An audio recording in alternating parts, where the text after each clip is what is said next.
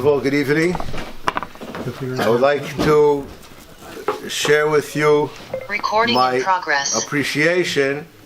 Erev Pesach is a difficult time for people to take time out to learn. And hopefully I'll make your evening worth a while, even in Olam Hazeh. In Olam Haba, for sure. I chose the topic to speak about tonight, the topic of the four sons. And the reason why I chose this topic, I'll just flip it the other way and just lean it on the post. The reason why I chose this topic was because I feel that people always judge other people. That's natural. Just because it's natural doesn't mean that that's what we should always be doing.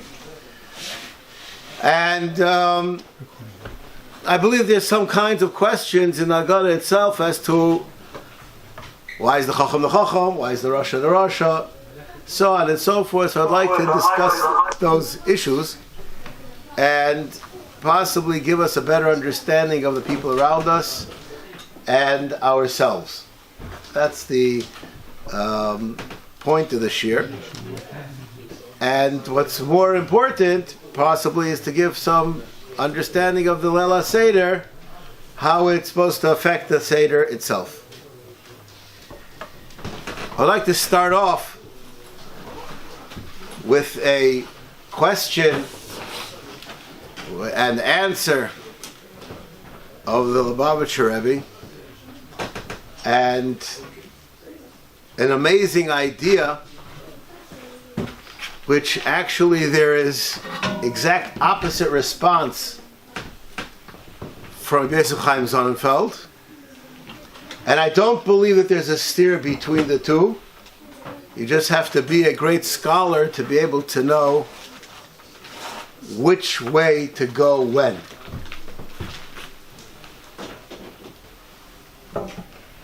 The Rasha asks a question, and we answer. We don't ignore him.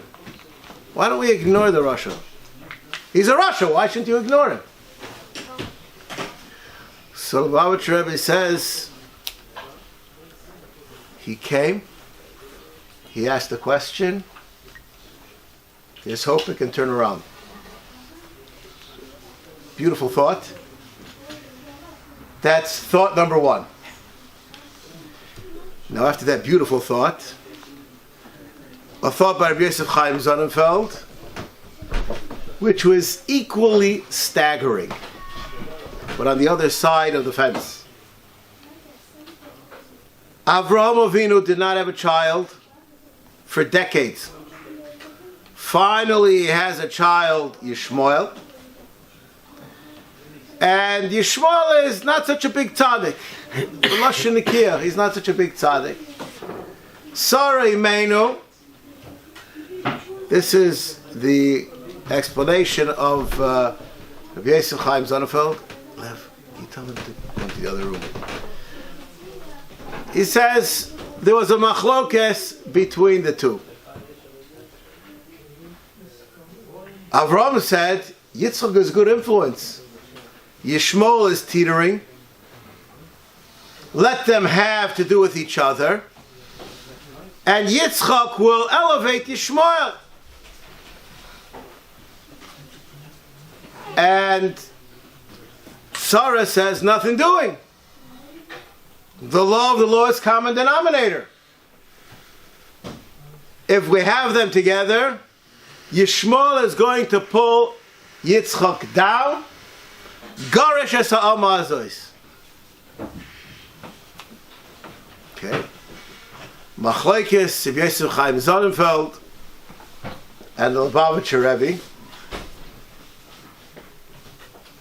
I don't think it's machlokes. We have to know how to deal with each and every situation. Sometimes it can go this way, sometimes it can go that way, and it takes an Adam Gadol to make these decisions. There is no easy answer to the question.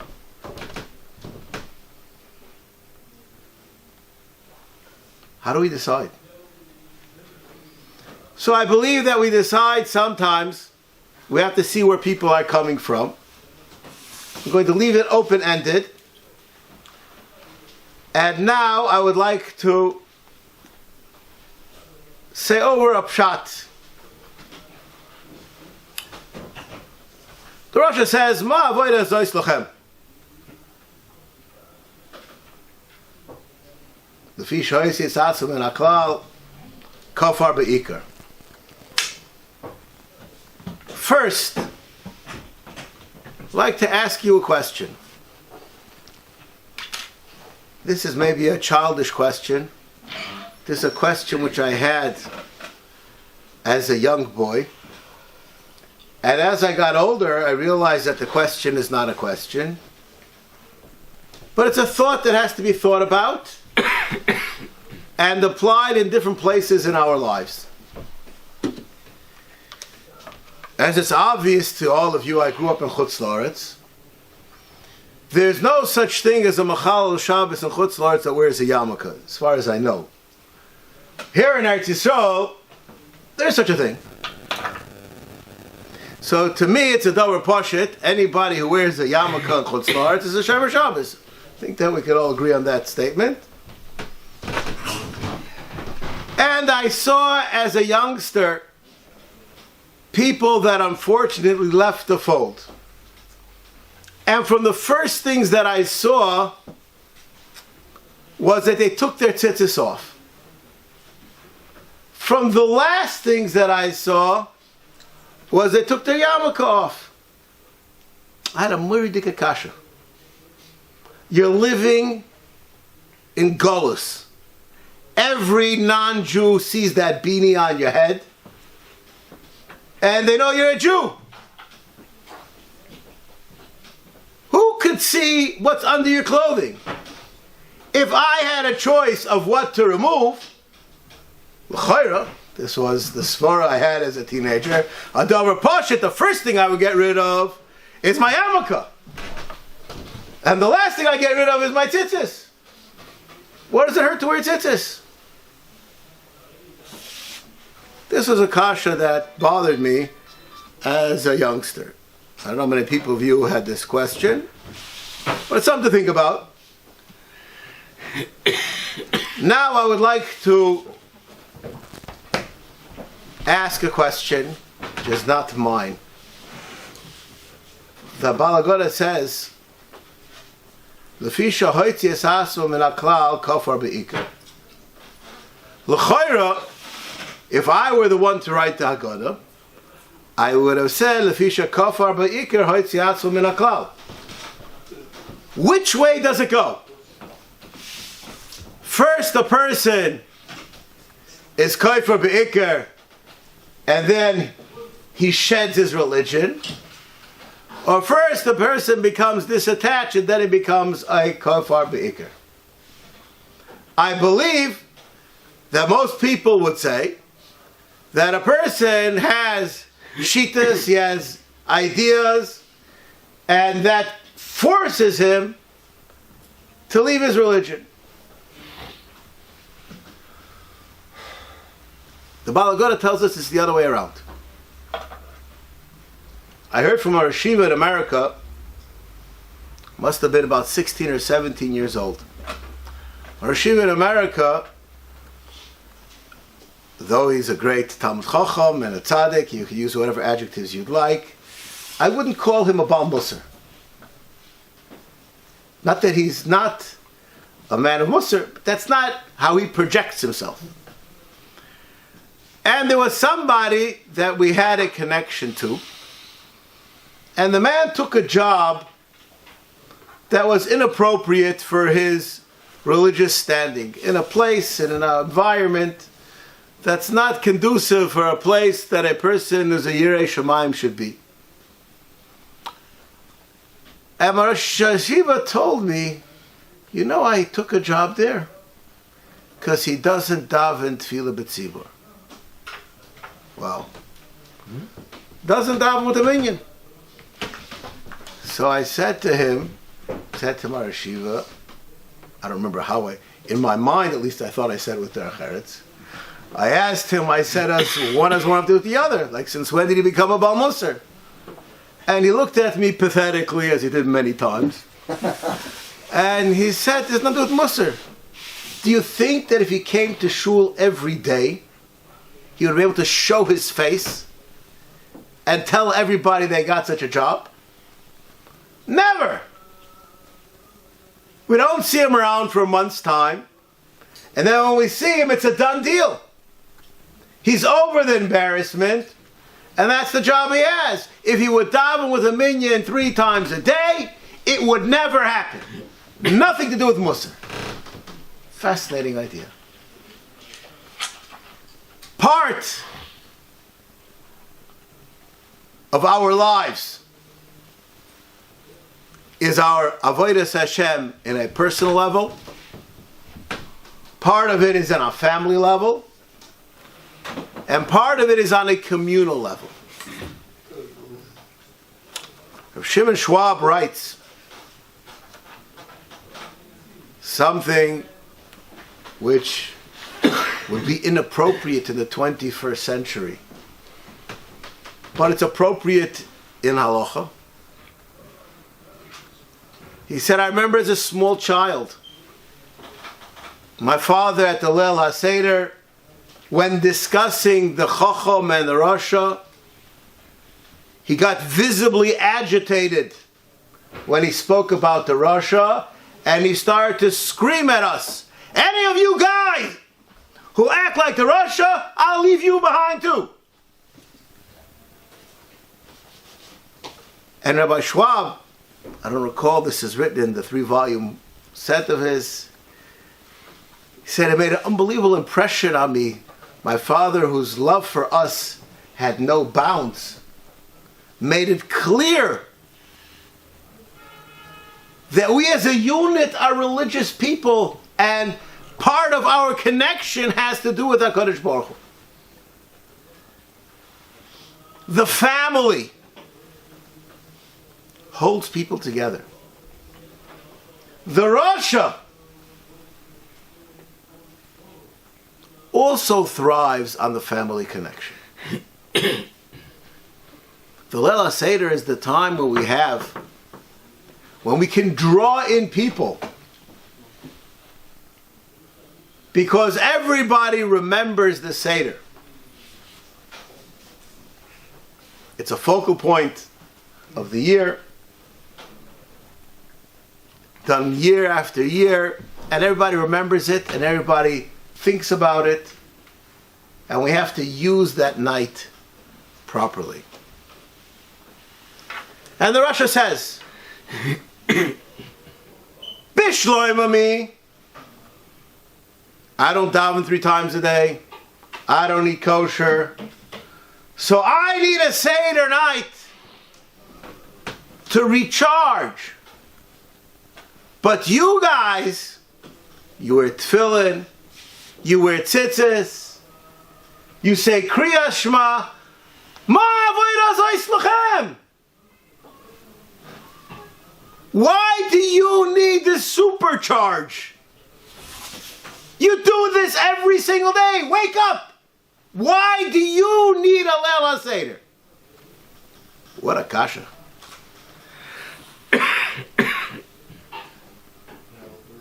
I'd like to share with you something which I heard from my mother, Zechariah L'Rocha. When I was very young, I didn't really understand what she was saying until I was a little bit older. She said there are Jews that have heart attacks. I'm a Jew in my heart. And every once in a while something happens, I have a heart attack, and I have to act Jewish. I go to shul, say Kaddish. There are touchstones that give me that shock. And I'm a Jew at heart. It doesn't permeate my body, just the heart. We aren't Jews at heart. We are Jews all over. Every part of us. Baruch Hashem, at least a Jew at heart. The question is, And this is the question. The Rasha who comes, is this a cultural event? Or is this a religious connection? How would we know? What's the litmus test? This is my own thought. We tell him, if you were there, you wouldn't leave. You are not being recharged. You're just watching the movie, so to speak. How does he react when he's told that he has no connection? I don't work in the Kiruv movement, but many times I've spoken to irreligious Jews. They'd never want to sever the connection. There are those that Nebuch were never connected. They don't know what it means to be Jewish. But I'm talking about those who, when you discuss Judaism, their blood pressure changes, either rises or falls. It's part of them. Af ata hakes shinov. And say, if you would have been there, you wouldn't have been taken out. How does he respond? There are those that get shooken up. And there are those that it has no relevance to them in their lives. Is there a point of no return? I'm not asking the halachic question. I'm not asking the hashkafa question. But the people around you, we have to know how to deal with them. Now I'd like to discuss a different aspect. There are 4 psukim that discuss when your son will ask. I don't have time to go through all of them. 2 discuss when he asks you today. And 2 discuss ki yishalcha bincha mochar lemor. Mañana. It's mochar lemor. Why is he asking you tomorrow? Imagine we're at the Leil Seder, and the father's priming his child. He doesn't ask any questions. He falls asleep before Manishtana. The father's embarrassed. Shai, what can you do? So his wife asked in the Manishtana. And then the next morning, by the Surah, he says, Abba Manishtana Leilazet. So I said, wait till next year. What does it mean that he's asking tomorrow? So we understand the simple pshat in the pasuk. It's a figurative statement. Machar doesn't mean tomorrow. It means in the future. As we've moved away from Yetzias Mitzrayim, and it becomes a thing of the past, and there's some kind of murky recognition in such a thing, and then your son will ask, that's what the word machar means. There are some who tell us otherwise. The Tam asks machar, and the Chacham asks machar. I would like to first start with the Chacham. Why does the Chacham ask machar? I would like to share with you a glimpse of Derech Eretz which doesn't exist today.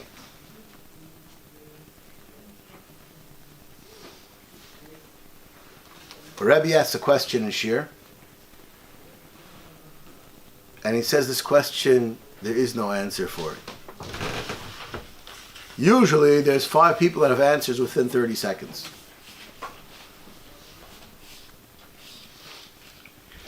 like to quote a secular source. You ever notice the people who have all the answers usually know nothing about the question?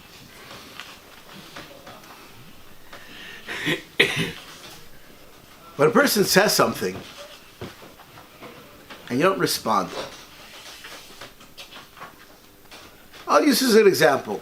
Perhaps I said a drasha on Shabbos morning, and someone comes over to me after davening, and he says, I don't understand what you said, or I have a chazal which seems to say otherwise. I'm flattered, I'm excited, somebody listened, and they have a good question. What about if that fellow comes back to me, or he calls me on Wednesday? He said, I didn't really understand what you said, and I did research, and I found this and I found that. Could you please tell me what you said again? I will be moved. Because if he asks me machar, that means that he gave me the credit that I did something. He went home and did his homework. And his question is a thought-out question. He's not shooting from the hip. It's for real. The person who has all the answers right on the spot, or he challenges what you said right away, usually he's not a chacham. The chacham waits for tomorrow. And then there's the tam. The tam is a simple fellow. And while things are happening, he sees the connection. But as soon as we move away from that reality, it's difficult for him to connect now with that which happened before. So, B'shas Delel HaSeder, B'shas Yitzias Mitzrayim, the Tam has no questions. It's tomorrow, when it's foggy in his mind. And then he's putting on tefillin, Zecher Yitzias Mitzrayim. What was that all about again? That's the Tam. The Tam and the Chacham have a tomorrow. The Chacham thinks things over. He doesn't challenge. He gives you the credit that maybe, Abba, you really know something. Yesh kazet tzad. The Rasha, on the spot. You don't know what you're talking about. I'll prove it to you. He has all the answers for all the questions. He comes with his list. The guy who asks miyad is in attack. That's a siman of a Rasha. A Rasha doesn't necessarily mean that he's a bad person. He has an issue. He has an axe to grind. He has a reason why he's responding in such an acute fashion. So when somebody does something like that, he probably has an issue. There's an issue. I suggest that we find out what his issue is. Usually the people who respond in an emotional way, or sometimes very, very tersely to something, there's something deep down that's bothering them. The person who asks miyad, we have to know how to treat him. That's him. And then there's the Sheni de Elisho. He doesn't really understand connections between things. So Hashem took us out of Mitzrayim. So why do we have to remember? Was it Machayev us? He's in a totally different place. There are people who get it. Some people get it quicker. Some people don't. And there's Sheni de Elisho. I'd like to come to a close and then wrap this up a little bit. There's a fascinating machlokes the Vilna Gaon, and the Maral Prague. There are 4 sons, and they come in sets of 2. We, classically, we go with the Shita of Maral. That's what we're taught in Cheder. There's the Chacham and the Rasha, and the Tam, and then Shen Lishol. I don't think I have to explain those parallels. However, the Goin says that there's the Tam and the Rasha. That is the pair, or the opposite. What's the connection between the Tam and the Rasha? The Tam believes whatever you tell him. He doesn't challenge. The Rasha, everything you say, he has a shtickle Torah to say otherwise. Just like to tell you over a joke that I heard from a cousin of mine, which this joke, as many ones that I say over, are not funny. It's something to think about, though. There was a fellow who was a menuvel b'shus HaTorah.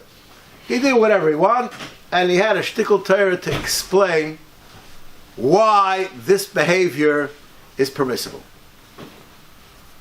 After he died, he went to Beis Shamayla, and he came with his big loose leaf to explain away every assault that the Beis Shamayla had on him, and he mamish said Birchas Torah that day. He had one shtickle Torah after the other, and he knocked them, theoretically it seems, all down. They sent him out for deliberation, and they call him back in, and they say, you're acquitted of evil doing, you go to Gan Eden. As they say in Ivrit, yesh! Fine. So they take him out to the elevator, and the 2 angels press the down button. He says, no, you guys didn't hear. I was acquitted, and I'm going to Gan Eden. He says, yeah, we heard, don't worry about it, you'll get there. And they go to the basement, and then, on the basement, at the end of a long corridor, there's a door.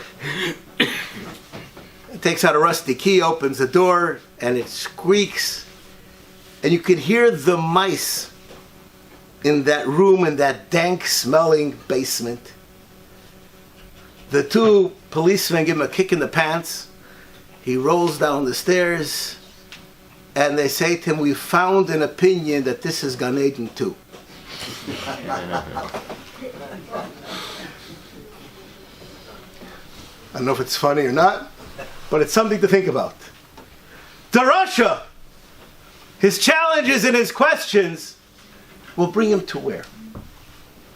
The point which I'd like to share with you, when there are people who ask you questions,